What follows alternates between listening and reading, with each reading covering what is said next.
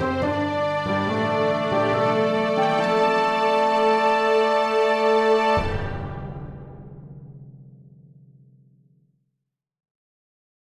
Story Seekers. I'm Ben. I'm Nico, and you're listening to The Tiny Bookcase. For this episode, we are joined by a fantasy author who is inspired by folklore, nature, and humanity. Her lyrical fantasy novels have been praised for their world building and compelling characters. She's the creator of the Mist Cycle series, a critically acclaimed tale of love, loss, and sacrifice. The Mist Cycle consists of 2 books, Dissonance of Birdsong and Ballad of Riverbones. We would like to warmly welcome Alexandra Beaumont. Hello, Alex. Yeah, how are you doing? Very good. I think I'm just recovering from FantasyCon, I think, at this point. I was sort of so many people, so many interesting things, so much learning crammed into one weekend. It was amazing. Yeah, it was a really great one, wasn't it? I think so. Have you been to the World FantasyCon before? That was my first one. I did WorldCon last year as well. But yeah, this was my first sort of big fantasy con, so yeah, it was a great time. I was very tired at the end of it. Did you, at any point during the process, manage to actually map out where all of the corridors went? Because I was still finding corners that I didn't know existed on No. Sunday. It's And incredible. the amount of times I almost entered the basement at the back of the building near the art show was somewhat ridiculous. I think we did go out that way once, didn't we? Didn't we? We did. Yeah. There was also a lift that I couldn't find the bottom door for, but I walked past it upstairs quite a lot, and I went looking for it and just couldn't find it. So I've decided that hotel was sort of TARDIS technology. It was built weird. Yeah, it definitely felt slightly timeless in there. Did you go to the karaoke bit? Was particularly like surreal, I think, because there was like hot dog stands in one bit, Yeah. and then a karaoke. It was odd. We did. Nico sang a Sinatra song, and it was a lot of Was fun. that you? No. It was me. I was very drunk. Sounds about right. I think we might all have been by that point. Oh, yes. So I think everybody listening probably knows what we do on this pod, which is tell stories. And the way that this is going to work is that all three of us have written to the prompt. This prompt was picked by Alex, and it's simply the word jurisdiction. And I believe I have the dubious honour of going first. So if you're all happy to listen to me for a moment, I will tell you a brief story. Take it away. Jurisdiction. Adjudicators of the contest are not, by definition, violent, but their remit to enforce the laws of just conflict permits them to be so under the right circumstances. And sometimes, thought Searle, as he achingly trudged the last few steps through the dark night towards safety, adjudicators have no choice but to act. He'd spied the smoke 2 days ago, whilst patrolling the southern theatre of war, and had ridden his horse hard to investigate. The victors, who flew no banners to indicate their faction, were still enjoying the spoils of their sack when he caught them, and the fires they had set had reduced half the town to smoking rubble.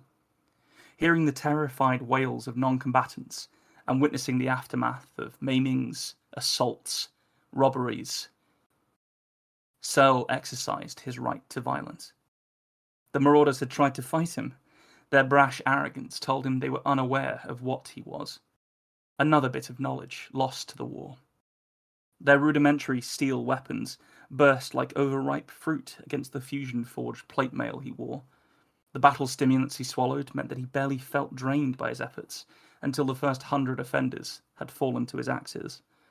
And the blood of those who had tried to flee was now a crusty patina on his helmet. He felt beyond tired, so much so that he was unsure if he could make the final few steps to the airlock. The forest which masked the entrance was thick with overgrown trees and rustling bushes that night. He smiled to think of how he would have had to calm his horse. Right then, such human connection with an animal felt bigger than aught else. His smile fell away when he remembered how the marauders had gutted the beast out from under him. Searle had been forced to ration his stimulants for the walk home, never daring to stop and take his armour off, lest he suffered the ignominy of capture. The digital key within his armour pinged the airlock when he took a few more exhausted steps closer, and he watched its massive, complicated lock spin open. The door, itself a metre thick, swung aside. Harsh electric light poured out over him, beckoning Searle through the portal to what felt like another world. Once within, he sensed the vibration as decontamination jets blasted his armour clean of the outside world.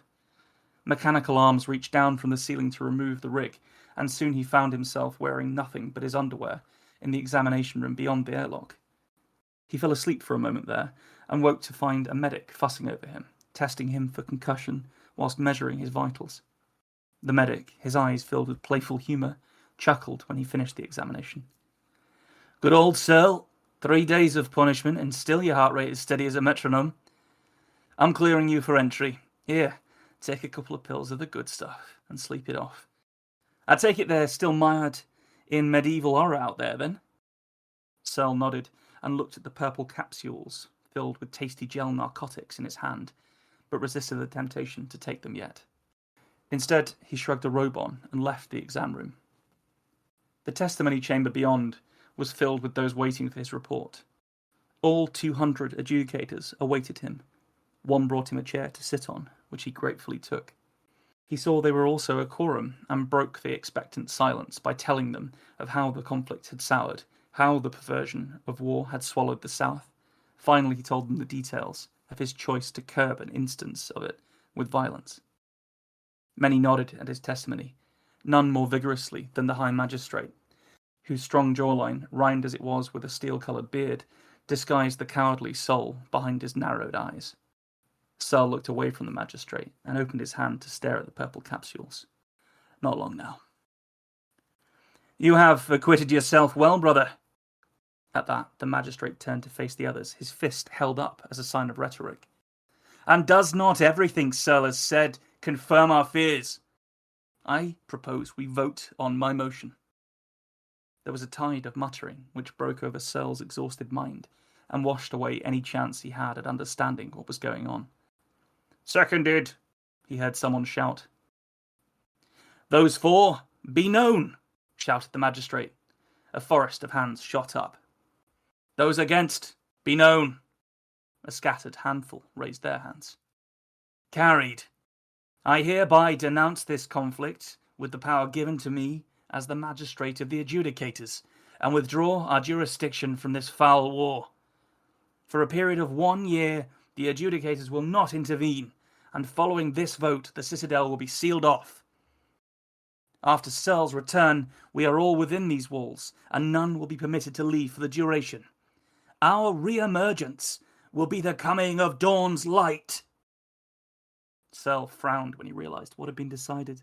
They were going to lock themselves away, just when the people out there needed them the most. Purple goo oozed from his clenched fist as he limped out of the testimony chamber and away from their self-congratulations. The medic was still working at his station in the exam room and looked up when Searle entered. "Only 2 per re-entry. You know the rules." Searle ignored him and instead yanked open the inner door of the airlock. Red warning lights flashed around it. "Hey, what are you—" The medic's words were lost as Searle heaved the door close. He smashed the emergency exit button, triggering a 10-second decompression countdown.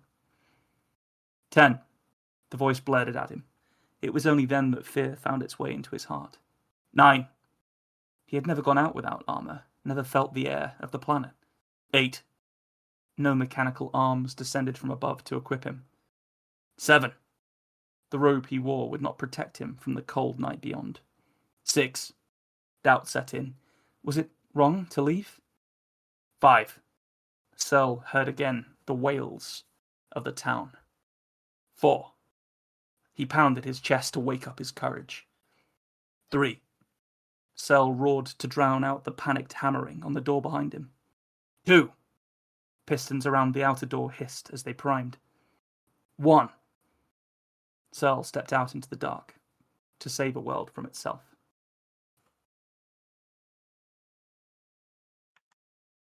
Did you enjoy that? Do you remember the movie Outlander?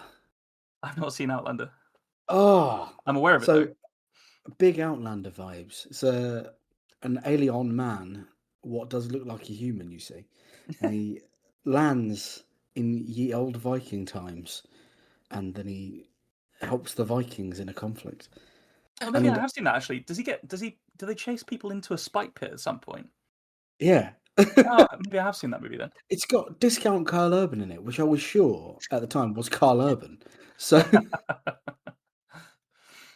I really like that. I definitely got vibes of a certain franchise that I'm not sure if we're allowed to name for copyright reasons, but Yeah, you you're feel it's talking free. about the Go fact on. he was a space marine. Is that what? yeah, Is yeah. that what I'm you Is that talking what about the you fact that he was a space marine. referenced? But sometimes Games Workshop get weird about these things, so That's true. That's true. Well, they can come from me if they want it. We can pry it I'll from just our take it as ice cold validation, I think. hands. Yeah. We've got yeah. closer, don't worry. Fair enough. Yeah, it was funny because like early on I was like, they're talking about like quite in sort of archaic terms, the word or I was like, but it's sci-fi, and then I was like, oh hang on. This is Space Marines. In a really cool way. I loved it. Yeah, and the use of numbers at the end actually I was found quite chilling. Um, which I really liked. I'm I glad to think have that chilled you. that decision to interpose the sort of rapid process of thought in between the numbers, even though it meant you could Mm, take a little time with each statement, they felt really quick because we yeah. knew that there was only a second between each one. So that was really nicely put together. Section. Just putting my teeth back in. Everyone at home. Yeah, I, definitely. I felt that was quite pacey. I really liked the sort of Roman consul feel to everyone on the ship as well. It had that. It was like half Roman consul, half the horrible way that companies do things now, where decisions just sort of get passed down regardless of people aggressively disagreeing with them, but Yeah. all funneled through uh, what sounded like essentially dropping a walking nuke into conflicts that couldn't possibly interact with it in any way but getting smushed. So yeah, just Space Marines and very cool. Yeah, I could definitely see it very vividly when I was sort of imagining it as you were reading. I Awesome. kind of wanted to know what he looked like early on. Yeah, there was a bit of that. I think a previous guest, I think it was Rick Danforth actually last week. He was talking about how sometimes, hopefully this was Rick and I'm not misremembering it. He was talking about how sometimes he just writes stuff without any description in it, and then Yeah, that was goes back and Yeah. puts it in. And I thought, interesting. So I thought I'd try that with this one, but maybe I did forget to go back and put the right amount in. It's um, a it's a yeah. funny one, isn't it? Because I'm very character driven with my writing, yeah. and I think if sometimes like people don't look in the mirror and naturally go, "Oh, this is what I look like," um, as part of their narrative, but a lot of times whenever I've got feedback on stuff, people are saying like, "Well, I really want to know what the character looks like," and I think people really care about that. So I've started putting it in really early, and now I've started to think about it a lot more because that's something that repeatedly people have said. It's quite interesting though, isn't it? I think it Because is. I'd sometimes prefer to see the action rather than the description of like Mm. the the character. But yeah. Yeah, I I think think I'd it's quite easy to go on. miss, isn't it? You know, you've got a mental picture of the character as you write Mm, them. So you sort of forget that the other person doesn't have that too. So you can end up Yeah. you could write something of, I mean, my manuscript. I had when I went back through after giving it 6 months without looking at it, I thought I haven't described anyone. I've just sort of assumed you'll know what they look like. Sketched it out. In this No, scenario, definitely I not. have no idea what this guy looks like at all. okay. Like, because I was sort of trying to see it all from his point of view. Mm, Like, first like through like maybe the slit in his visor or something, and then Yeah, afterwards, sort of him looking around at things. There's lots of him sort of like I could have done stuff like potentially like describe his hands when he looks down at the the capsules. He's sort of looking at his hands quite a lot to yeah. as he debates whether or not to take those drugs. I guess maybe it doesn't matter when he's in the armor either, because yeah. I True. mean, especially going back to the sort of Space Marine vibes, like they're all kind of an army of looking the same at that point, really, aren't they?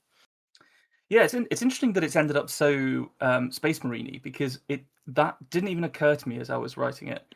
Yeah. Because it did after a certain point when I was like, oh, this guy's a fucking Space Marine, isn't he?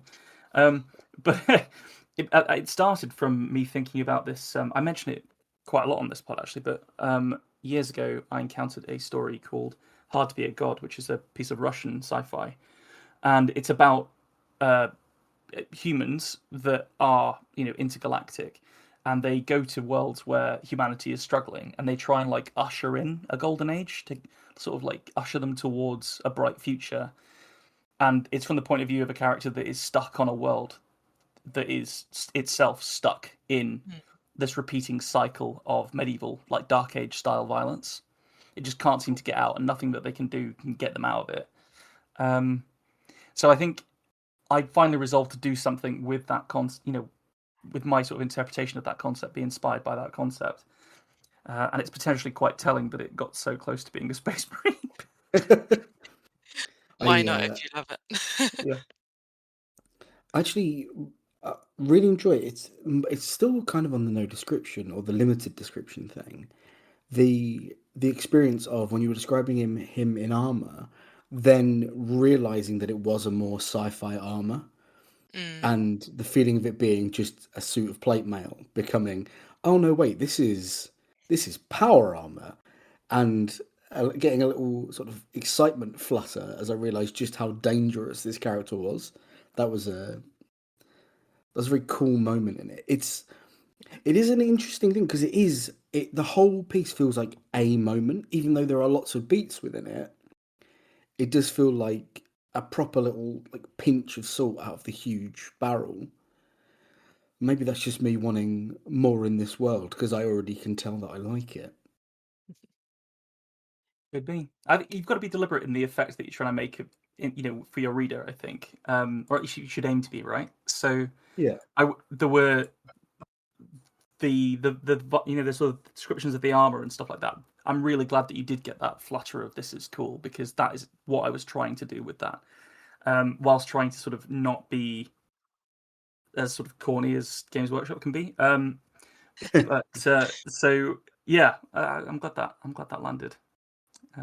Yeah, thanks, I guys. think it's also if you've not seen it, Edge of Tomorrow. Have you seen that? Yeah, yeah. Oh Um, shit, yeah, Tom Cruise. yeah, yeah. Which kind of goofy film in its own way, but also like the power suits in that and the bits where they fight the aliens in that. Mm. Like again, It's similar vibes of like power armor. Um, it's based on a manga with my favorite bad title, which is "All You Need Is Kill." oh, I didn't know that. I might have Yeah, to check there you that go. out. It's really good fun. I really like both, but it is a terrible name. I don't think it Yeah. translates. I did wonder like where that whole idea came from with that film. Because I love it as a film, but it's like a really weird niche concept for a film. And like I'd never seen people say like it'd be obviously advertised that this is an adaptation of something else. Yeah. Yeah, interesting. I have a manga to go and read, clearly. It's quite hard to find it because sometimes it's called Live Die Repeat, and Yeah. sometimes it's called Edge of Tomorrow, and I never know Uh, what to look for when I want to watch it. Yeah, because I think "Live Die Repeat" is actually the slogan, but it looks like it's the film. I don't know. Their marketing on this is like all kind of weird, but yeah. Oh, get it together, movie that came out ages ago. What are you Yeah, doing? I'm Well, thanks for surprised not that. more thought of. Thanks for that feedback, and I'd be delighted if you were to read for us next, Alex. Yeah, no worries. I'm just going to do a sneaky drink of water, which is less sneaky if I announce it, I admit. I could leave this in the edit if you wanted, Alex. Would you like me to Eh, do that? I'll leave that into your judgment about whether to show me for the goofball I am. Um, okay, so this is called Draining Day. A spider spun itself into a frenzy, tapping its angular legs against the body of a fly. The victim squirmed, its wings twitching until the last vestments of the web pinned them in place. Yowen looked away with a sigh, picking up the knife and chisel from the workbench. Membranes of gossamer fly wings scattered the splintered table in the end of the long hall where he sat, and a faint tap tap echoed somewhere on the other side from a hammer striking metal. Industry had seized a grip on this place since bronze had finally been thrown down onto the slag heaps in favour of iron, but still the old ways held. Why was this my lot? He slurred. staring down at carved and scarred fingers. Sooner done, sooner gone. No more scars, no more sacrifice. For me, anyway. Are you ready? A familiar voice whispered, soft but commanding. Yes, as I'll ever be. He couldn't help himself from looking around as she entered from behind a blood-red curtain. Even the spider ceased vibrating away in its own work area to observe. Each step, more like a slide, slipped across the flagstones until bare flesh pressed against him. Her waved hair, tousled as ever, hung over the front of her torso. A simple mesh of seaweed and spun wool hid a little of her skin, but the rest was simply painted with a mottled green dye. Her eyes, green as well, gazed down into the wooden goblet resting in her hands. Not even one glance up. Priestess Elowen, Yowen said, a thick lump tightening each breath. Not tonight, not when the veil is thinned. Tonight we will use the Mist Sister's name as I seal the mist for 1 more year. I see you have both dagger and chisel ready. Yes, he swallowed. Good, then it's time for you to drink. Our agreement, first honour our agreement, Yowen said, eyes locked in front of him down, white knuckles clenching the tool handles. Elowen looked up, sharp eyes burrowing into the man who slumped away from her. You wish to discuss this now? I do. My child is little, and those years don't last long.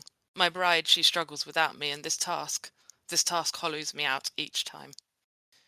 You are the best at what you do, soothsayer. I will train another like I promised, Yowen said. I just can't send any more folk to their death. Not for her, and not for anyone. Then drink this, one last time. Carve the name of your last sacrifice. Yowen nodded, turning back to the knife, chisel, and the inevitable fate he would shape for someone. His greying curls fell over his eyes, but sometimes it was better not to see. Give me the drink, then. Bare flesh pressed close, soft against his back. The distant tapping of metal had stopped, the room standing still with a breathless moment. A jerk spasmed through the man, jumping as the cold touch of metal to his lips surprised him, even though he knew it was coming. Drink deep, feel her will. The swirl of smoke-like mist snaked around the liquid in the goblet, and Yowen drank deep. Coughing cut at the back of his throat, the flesh of his tongue burning as he dug the tip into the wooden handle of the dagger. One last name, one last sacrifice, and he would be done, finished sealing the mist in at last. The whittler closed his eyes too tightly, light-headed as sparks crackled through the darkness and the mist seared from gullet to stomach. Hearing only the heavy breathing of the priestess gale-like in his earlobe, the soothsayer carved his final letters. He didn't need to see any more, and didn't want to see the name, until the fate was settled. Setting down the chisel, it was time. He opened his eyes and saw the final name he would doom. Yowen. Me or my boy, he whispered, hoarfrost gripping his heart. The spider whirred on its web again, snagging another fly. The blur of movement was too rapid, his and Elowen's both. A clank of a chain tightened around his neck, the mist still drifting through his body turned from fire into ice as he grabbed the blade off the workstation and rammed it backward into the priestess's stomach. Hot blood poured over his fingers, the woman's breath clamouring out in a shocked shudder as her bare flesh slumped against him and the chain slackened. Yowen shoved her backward, standing from the stool and shoving the priestess off him in one movement. Her juddering frame clattered to the floor, the goblet broken next to her on the flagstones where she'd dropped it to grab him. They'd known each other since childhood, and the tug at his heart pulled Yowen to his knees. The woman clutched her belly, blood undulating over her fingers. What have you done? She rasped. You should have known one day you would be blood to bind the mist. We all must return to the soil. I'm sorry, he croaked. I just couldn't end it like this. Not for me, not for my family. You would have taken it all from me. The mist will spread beyond this border, the priestess said. And then you, your family, they will become warped, changed. Is that really better? He tried to answer, but Elowen's green eyes faded into a lifeless husk as she spasmed one last time, and a spurt of blood from her lips hit the side of his cheek. What now? The mist would burst its banks he'd helped maintain as part of a long line of soothsayers, going back 100 years. Shouts outside, getting closer, told him his time was up. If they wouldn't free him, he'd have to run, and they wouldn't free him after this. The door burst open to the long hall. Guards with antler bones stitched into their tunics clattered in. Yowen threw himself behind the blood-red curtain, where only the priestesses were permitted. There was little choice as the guards clustered around Elowen, her lifeless body now stained with blood where she lay half-clad on the stone floor. What happened? The soothsayer is gone. Over here, the curtain is moving. Yowen looked around the alcove, heart thundering and the mist still fogging his senses from the name carving. No moment to think, he seized a large jar with a leather bung stoppering the top. A shrine of candles circled it, leaving no doubt what was in there. There were so many in here where they stored the mist that overflowed each year. As the curtain was torn back, the man hurled the urn at the nearest guard. The pottery cracked into shards, and the mist puffed out into the hall in a cloud scented by grass, blood, and sea salt. Yowen left the guards flailing and tried to flee the entropic fog as he sprinted to the door. No one had stopped his fast walk through the village, and he had hidden his hands in his tunic to hide the blood as best as he could as he strode away from the larger buildings near the river. Bones dug deep into the bank of the river, sung in the autumnal breeze, and a strange peace still seemed to linger there, but it wouldn't be long. Come on, we have to go, Yowen yelled, bursting through the door of his roundhouse on the far side of the village. Grab essentials and we'll have to run. What? Lorna had said, holding their toddler close in arms with wide eyes. Husband, you're covered in blood. The naming, it failed. I can't say more here. They're coming for me because I didn't do it right. That can't be. The mist, it will destroy everything, his wife said, her arms tightening even more around the child as Yowen reached towards his family. So be it. The antlered queen will have to find another way to stop the mist spreading. But this is your life's work. What about Elo? Is she all right? Yowen paused. She's dead. Come on, or we will be too. Lamorna tugged backwards. What aren't you telling me? They were going to let you finish, right? Why has that changed? Yowen sighed, tightening his hand on his wife's arm. Please, you have to trust me. We don't have time. Tell me, she said. I'm the sacrifice. It's me. Silence hung. A single tear tumbled over her cheek. Get what you need. I'll get what I need, Lamorna said, brown eyes wide, juggling a crying little Yowen on her hip. Thank you, he said. The blow to the back of his head staggered his steps when he turned to grab his sword. Glancing quickly back, the child had been dropped on the bed, and Lamorna stood with her club raised in one hand. His fingers probed the back of his skull, a wet mess of tangled curls clinging to his touch. I'm sorry, but the mist cannot spread, she said. What are you saying? Yowen slurred, stumbling toward the door, his heart crumbling in his chest. That I would rather give our child a life outside the mist. Don't you want that? At the cost of my life? If we must, she garbled, tears running down her cheeks. Whether it was the mist still snaring his thoughts, or the sight of his son quivering on the bed, he couldn't say. But one thing rang true as he shoved Lamorna backwards and grabbed his son from the nest of pillows. He couldn't let it happen. I love you more than you ever know. What are you doing? She snarled, lurching forward, club still in hand. I can't let me or him be sacrifices, Yowen said. You did it to others. And I will carry that scar forever. At least our boy will be free. Blood streaming down the back of his head, child in one arm and sword held out with a point pressed to his wife's belly, he stepped through the door. Goodbye. Staggering the final way to the river, Yowen plunged in and held the child out of the swell as best he could. The current swept both away, and no more was said of them, save in the tales told of the fall of the barriers to the mist that spelled the start of the sister war between the Antler Queen and the Mist Queen that would held the change for aeons after because of one man's selfish deed. Wow, that was really good. You got so much into that. Like, it didn't feel like it was compressed. How many words was that? How many 1700? Yeah, that's not. I've previously gone over the word count and not gotten nearly that amount of story in, so that was really good. Yeah, I think I told you 1600, but I'd forgotten that it was actually 17, so sorry for that. That's okay. Forgotten. I see someone sneaking bonus words. We'll allow it. Don't worry. You're not in any trouble. I really like I immediately got the feel for what you were saying about your description. Mm, At the beginning there were lots of like micro details, then up to macro details that just fleshed the scene out so beautifully. oh, You know, I'm glad. knowing about such a tiny thing as a spider spinning in a corner, right up to finding this incredible description of the priestess in her strange seaweed outfit, which was both erotic and horrifying in equal measure, which I particularly like. my favourite.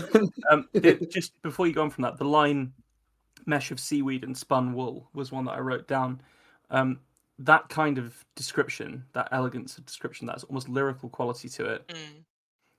was rife through the whole thing. And I'm assuming that this is your voice. This is how stories come out of you, and it's really really nice to hear. And I'm sure it's nice to read as well. Oh, thank you. Yeah, I mean, I'm very, as you've probably got, a lyrical writer. Like, I love this type of style of writing. It's an interesting one because some people sometimes I think this style of writing is quite overwritten. So I often have to kind of make sure I'm not overwriting, but still keeping the style of writing that I want, if that makes sense. Sounds like a I fun think, line to tread. Yeah. yeah, I think it really adds to it. Like that, one of the things I wrote down was hoarfrost gripping his heart because it's just that little bit extra that makes it feel beyond the natural, like it's a fear beyond fear. And I think that's the way that you employ that is really good. Yeah, thank you. I mean, I say yeah, like I'm sort of arrogantly going, yes, it is really good. But no, I find this stuff quite like the talking about your own work is like the hardest part of Oh, being it's an author, horrible, right? yeah. But I'm writing in this like folk horror space, and this is actually set in the world of my folk horror fantasy series, the Mist Cycle ones that we were talking about earlier. And Yeah. I wouldn't say that they're like deep folk horror in the way that like uh they're not sort of like overtly scary. I think though maybe this one is a little bit more, but it definitely has all of those like vibes of antlered gods and that kind of thing. So yeah, those kind of like nature words are very powerful for it, is where I was going with that. They're The talking about bits that are scary. But my Yeah, heart was in my mouth at the end with him jumping in the river with his Mm. toddler. That's such a horrible image to have. Like I immediately was like, oh god, that's going to go so badly. Yeah, I mean, I guess, yeah, and it's one of those things that I think if I'd written this as a book, maybe there'd be a lot more time to sort of spend building to that point, but almost like the Yeah. abruptness of him like having this impossible choice. I quite liked the sort of uh because I didn't quite know how it was going to end, and I was like, nah, he's got to do something really stupid. Lamorne it was had a this real kind of one though. She's yeah. Lamorna Sorry. was pretty good. Lamorna was really good. It was a cascade of horrible choices, wasn't it? I think there were 3 or 4 made in very quick succession for him. Like you set up, and the reason that we're comfortable with them as an audience, I think, is because you set up exactly who Yoan is at the Mm, start. So we know that when certain conditions are met, he's going to always prioritize the son from really early on. Like I think I wrote down, well, that was a chilling mention of that child at this point. um, it just the construction of it was really clear and competent, which I liked a lot. Another aspect of that, another string on that bow, I think, is the way that you establish the time period. Nico, you mentioned fear beyond fear, and I yeah. think that kind of almost prehistoric kind of vibe that you have mm, gives more space for that fantasy to breathe, for magic to be a real thing. I think the way that you established it was really clear as well. It was bronze had been thrown down onto the slag heaps in favor of iron. So that's a really elegant way, really lyrical way of saying it's the Iron Age. Mhm. And for me, that means that there is a real limit on knowledge. Their understanding's going to be challenging in various different ways to our conceived notions. And on top of that, you add this really interesting magic system into it as well. That the mist can be bottled and Mm. guarded against, and sacrifices hold it at bay. Yeah, Loved it. so sorry, go on. I'm glad that comes across because this is the magic system from Dissonance of Birdsong, but in a slightly different setting to Dissonance of Birdsong. Um, and um, I had to spend quite a lot of time in Dissonance of Birdsong getting the magic system right in a way that Yeah. was understandable but not too. I don't like a magic system that's too like pinned down to rules that everybody knows and understands. I like a mysterious magic system, but it took me a while to like build it correctly within like the opening chapters of that book. So I was like, can I really convey it in like 1,500 words thereabouts? And that's probably why it crept over a bit, because I felt like I had to sort of explain the magic system while the story was happening, if that made sense. I But I'm think it so does. glad it comes Yeah. across. No, it came across really well. I had a little trill of excitement when I realised that it could be bottled, because Mm, then I like that kind of like very tangible magic. I think is really interesting to me, as a reader and as a writer. I think the because it's very easy for it to be a sort of wishy-washy. Oh, it just sort of exists and you can call on it. Whereas this is a fucking threat, a really serious world-ending threat that they are keeping at bay with really rudimentary rituals. In fucking Uh, jars. yeah, in jars with like bones hammered into a bank. Like they're doing their best. It's human ingenuity, isn't it? And it's well Mm. told. It's well told. Yeah, I like this a lot. I think I potentially would have liked to get the relationship between him and the priestess mm, established a bit earlier in the story, because that that was sort of new information after he'd already stabbed her. From yeah.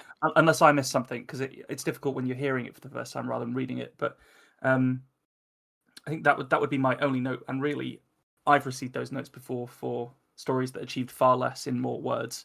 So I think you're fine. And I really liked this, and I liked the character of the priestess, and I liked the character of Lamorna. The women were written really well, I thought. Um, the bit where she won't just go, I Lamorna. think, yeah, like Yeah. so he's like, we need to go right now. And she's like, wait, Mm. hold on, have you been fired from your job? What's happened? Um, that is such a real moment, because I felt that kind of potentially quite male instinct to be just like, no, just please just listen to me. We need to go. Like this is the case, but she holds out. She gets the information from him and makes her own decisions, and I think that's very powerful. Uh, Yeah, yeah, I I found her quite interesting because originally I'd thought, oh, this will have like this lovely happy ending where they all run off and isn't it great? And I was like, no, like these people are a cult. Like yeah, they are a cult that believe that the myth spreading is bad. Of course she's gonna like stop, try and stop him, right? absolutely. um, Well, I think we potentially need to move on to the third and final story of our trio, but I'm sure we'll keep thinking about that. I mean, that story's going to stick with me for a while. So thanks, Alex. I'm glad you enjoyed it. Yeah, Oh but no. Nico, are you ready to go last? As ready as I'll ever be. Let's do it, baby. Jurisdiction. Decom knew it wasn't going to go his way. He had drawn his firearm, which was an escalation. The enforcement corps were on his side, of course. When he trudged back into Station 9, caked in habscum viscera, they'd filled a paper cone with refurbed water. They'd given him a slice of someone's birthday cake, scraped together from unit rations. They had taken his badge and still hot weapon, and told him it was going to be all right. The time between then and his sitting now for standardized court interrogation was a blur. It was synth gin and loneliness. There were no cases, no ticketing. No one had even checked in on him. A coaching risk was what they called it. Couldn't have department friends helping him get away with it. His name had been in the Happencasts, so he'd stopped letting them into his feed. The sponsored headlines, calling him a villain, had crept through, though. Hab dwellers were braying for his blood, if the comment chains were to be believed. Why'd he let himself read them? Why'd he gone back every time after the first had hurt so much? He couldn't say. The prosecutor ambled back and forth in front of him as he sat, wrist-locked in the dock. The court-appointed mechanoid was designed to imitate the actions of a lawyer, running on programming so old that its personatype didn't mesh at all with his experiences. Its flat, unsettling face reflected his own. It looked tired. "And what happened then, Officer Deacon?" Its voice aped a drawl, long since bred out. It was comical, or would have been, were summary execution not on the cards. "I pursued the perpetrators into Hab Unit 22K Bravo." The mechanoid nodded its shining skull and turned to face the wall of juror cameras. "At this time, Officer Deacon, did you not call for backup?" "I did not." "And why ever not?" Its blank face turned back to him. He wanted to smash it into pieces.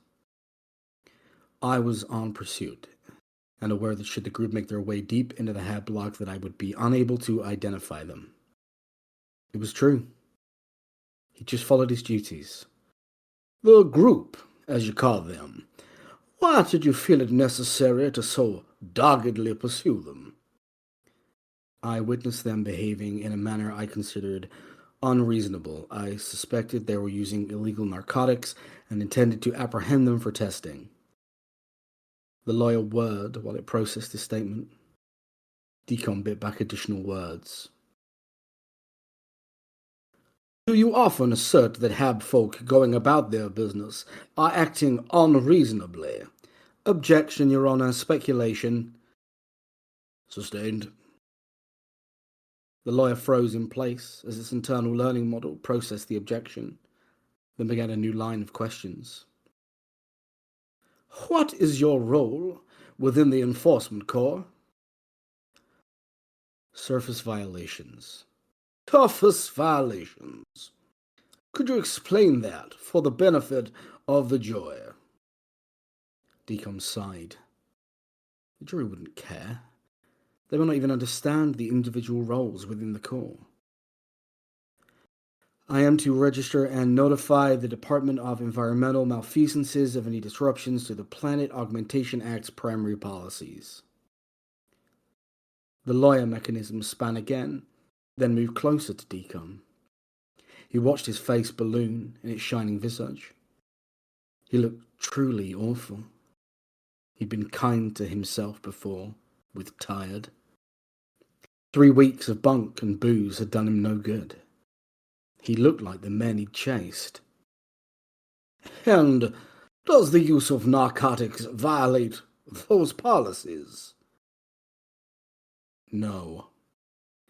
"Then what is the correct course of action a man of your rank should take?" "A man of my rank?"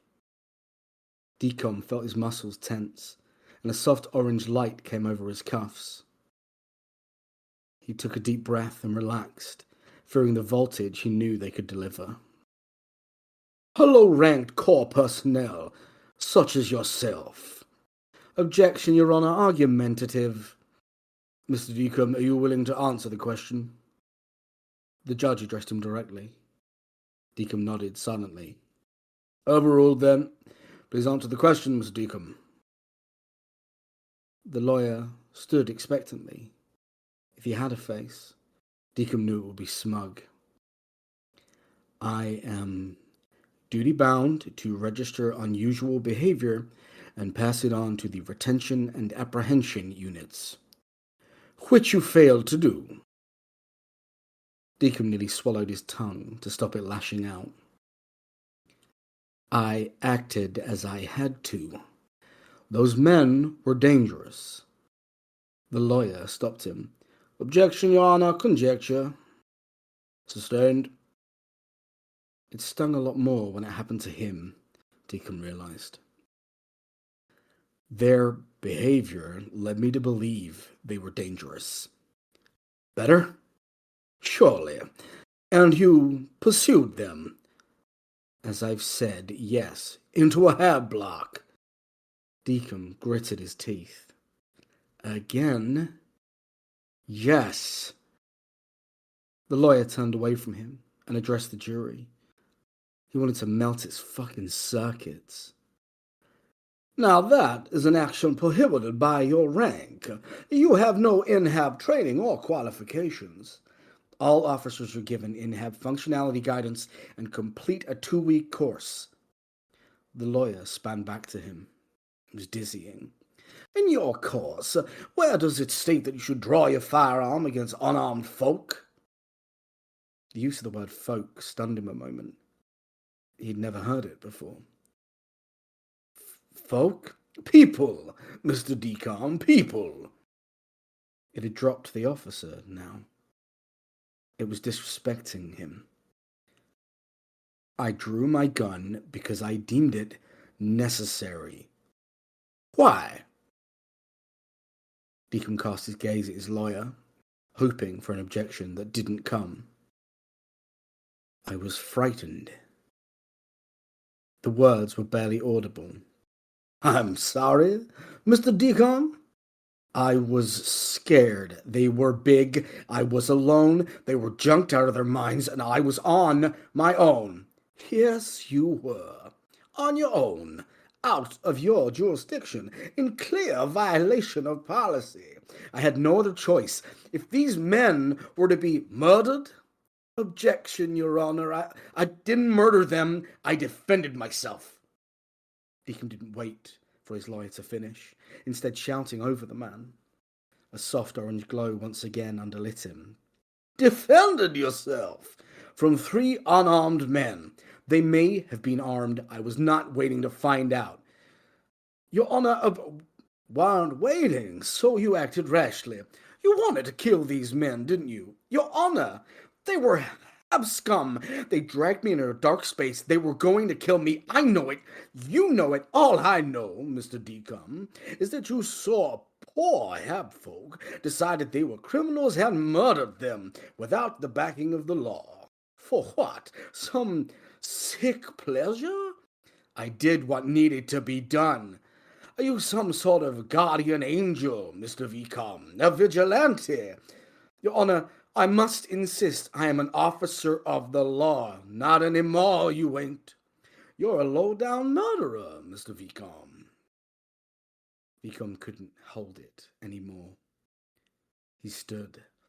6 foot of well-muscled man clattered off the energy field that capped the dock, and the cuffs flashed red, sending an unreasonable voltage through his body. I am in the right! He roared as his flesh began to bake under the unrelenting fury of the cuffs. With a roar, he smashed them against the force field, once and again. They sputtered with energy as their structure began to separate. Permission to treat the witness as hostile, Your Honor. Granted, granted! Judge sounded panicked. Even he hadn't been immune to the media circus then.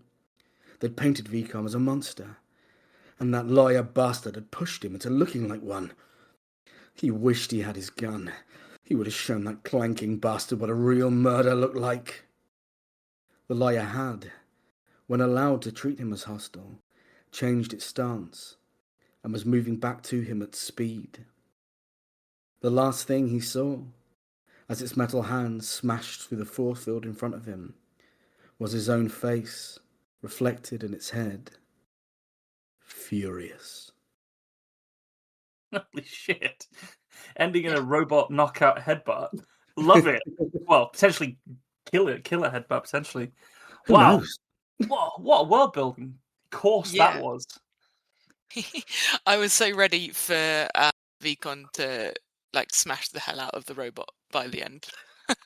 But I'm now not clear whether that happened, so I'm like, You'll have to join me next week to never find out, because that's not how this podcast works. Yeah, I mean, I know this isn't about the writing so much, but the accent of like the smarmy robot lawyer, I was like, yeah, There's The just sort of something Southern about, belle, like yeah. it felt like it was almost like he was like mopping the sweat from his metal brow with a little handkerchief that was monographed. Like it So was, the it all came from the idea of a robot saying, "No, I'm just a simple country lawyer." And I thought, there's got to be a story around that, hasn't there? I liked it. yeah, I liked it a lot. definitely. Also gave me big Judge Dredd vibes. Yeah, Oh, I can see that. I can see that with the hub blocks and the. There's just Yeah. possibly a bit of 40k in my one. This might Mm, I be I a I debtor's wrote arbitrary. down. I wrote down. Wait, you have a guy covered in viscera coming home from from the field as well? What the fuck? All of his Um, stories contained altered states as well. yeah, That was, yeah, how we all yeah. got there from jurisdiction. Well, I guess I do know it's to Well, do with yeah. I think law, you isn't can it? sort of see it, can't you? mm, I just want to talk about your lexical field for a moment because you really built this sci-fi world, like whether it's sort of a bit cyberpunk. There's a Yeah, bit of a dystopic thing going on, isn't there? Because it's like loads of people, but the conditions are awful. Um, but you had things like happen casts, which I thought was a really cool word for the news in that yeah, kind of scenario. Hab dwellers, comment chains, wrist locks, court mechanoids. You really built it all well, I think. And that wasn't where you stopped. It wasn't just like you were like, oh, that's the thing, that's the name for the thing, and then people know what that is. yeah, We have a really solid idea about what happens in those habs because of the show, not the tell, because of the show of your story. Um, we have this. Our first image of this court mechanoid was his own face reflected in it, looking tired, and you get a gag out of that. yeah. It was all just like clever uses of yes, you knew you had to build a world, but it might as well serve the story. And I liked that a lot. I had a lot of respect for that writing. Appreciate yeah, that, man. Thank you. definitely. I love it when you get world building as it goes along and it doesn't just sit at the beginning as a chunk and then you go into the story. So that worked really well, I think. I also really like the small details that just kind of made the setting. So like the birthday cake made out of like a mashup of victuals and things like that. And then yeah, like synthetic gin and loneliness is what I wrote down as like a particular phrase that I thought really made the setting quite clear. Um, There was another good one on that line a bit later on, wasn't there? There was 3 weeks of bunk and booze had done him no good. Yeah. I felt like that fit in that kind of synth gin and loneliness um, style of thing. yeah, it's kind Yeah, of Wild West actually, isn't it, in some ways? yeah. I guess Like it's some vibes. an American tradition for sure. Like given not just by the voices, but also I think there was a degree of like the gung ho sheriff to this guy. Like he was acting beyond his remit. Like you make that really clear. Um, Made an incredibly bad call from the sound of it. yeah, Mm, and the fact that he came back covered in viscera yeah, probably means that there was quite a lot of like collateral damage, shall we put it? Yeah, Um, so yeah, I think he got what was coming to him really. yeah. And I think this was a story told by dialogue, really, wasn't it? Which made it Mm. sort of come yeah. alive. I think in terms of like you got a sense of who the people were by what they were saying. So for anyone at home planning to write a story with lots of characters talking, don't have three people with different accents cut across each other, because I gave myself some sort of horrible contusion partway through reading that story out.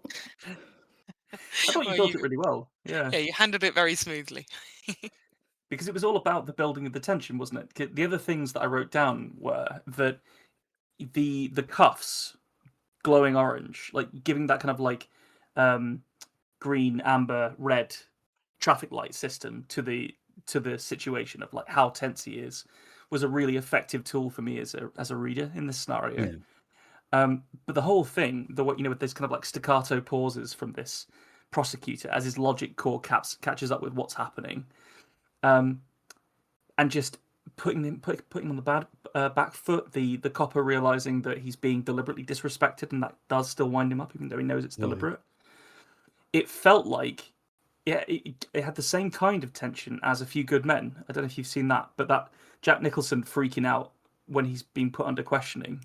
This Yeah, guy gave me that vibe, and that's a good comparison because that's potentially one of Jack Nicholson's finest scenes. You want that wall. You need that wall. Yeah, that's the one. Oh, what a movie. I'll take that comparison. That's a fantastic scene. Yeah, really good stuff. Really good stuff. I think I think, fascinating 3 different approaches there. What do you think? yeah, I think from a prompt that felt like it could be quite prescriptive, I think we got 3 really unique and super fun stories out of it. I think it's quite a sort of wide-reaching theme, really, isn't it? Because there's quite a lot that jurisdiction sort of means, doesn't it? But Yeah. yeah, like it can be from responsibility all the way through to law and things. So Yeah, we often do kind of like try and assess the prompt because it's difficult to know whether a prompt's going to be kind of juicy and good when you get it. And then you only really find out by engaging with it and trying to write to it. There probably is some way of making it, more reliably knowing what's going to be a good prompt, I think, but I haven't found one yet. And this one I initially thought wasn't going to be a good one. After I'd started writing, I was like, this is quite prescriptive because you have to have a system of laws for jurisdiction to make sense.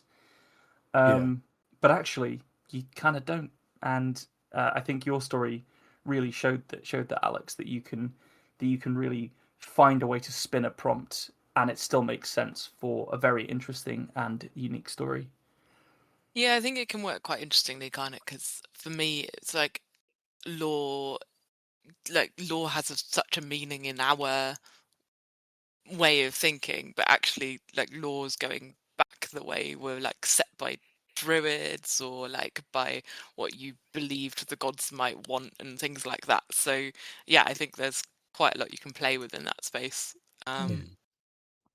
Fascinating, I think. So But we've mentioned them a couple of times over the course of our conversation, but could you tell people a little bit about your books and potentially where they could buy them as well? yeah, sure. So my books are folklore inspired fantasy. The series that we've been talking most about today, the Myth Cycle series, is set in ancient Cornwall, and it follows 2 sisters who require breathing mist in from the lungs of birds in order to survive a harsh winter.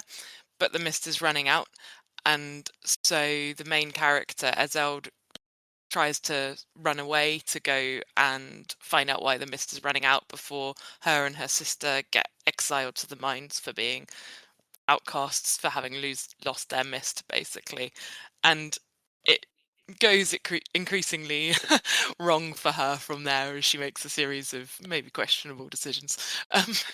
And so it follows the story of the 2 sisters, and what's quite sort of different about what I've done with them is one book follows Ezeld, the main character in that one, who goes to try and rescue her sister, and then Ballad of Riverbones follows Nessa, her sister, dealing with the fallout of everything that Ezeld does in book 1.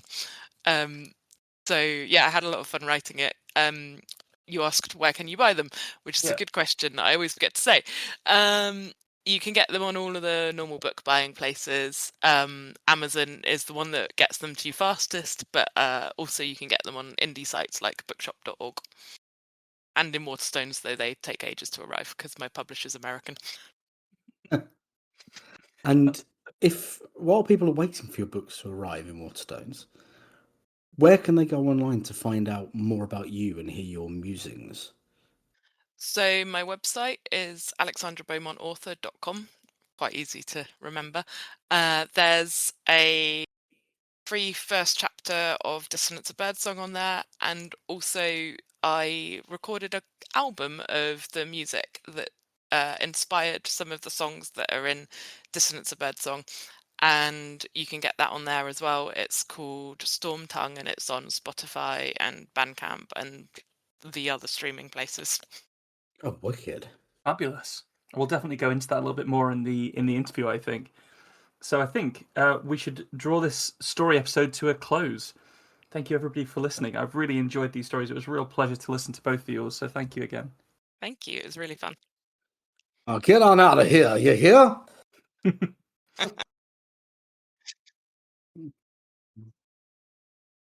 Thanks for joining us for this episode of The Tiny Bookcase. Remember to subscribe, otherwise you're going to miss out on the future fun. Also, tell a friend. If you like this episode, link them to it. We'd be tremendously grateful. You can follow us on Twitter at BookcaseTiny, Facebook at The Tiny Bookcase, and Instagram at BookcaseTiny for updates. Speaking of supporting the podcast, well, magic can only take one so far. The Tiny Bookcase is supported by the generosity of its patrons. Those kind souls have really kept my belly full the last year. Let's cast a spell for them, shall we? For rich ginger tones on their scalp, let us cast the Orangi Hedondo spell for Scott Byrne.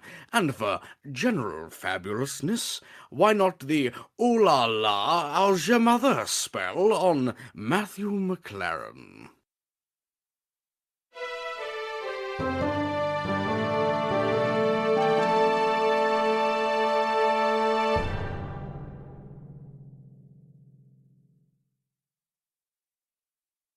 How do you come up with that shit, man?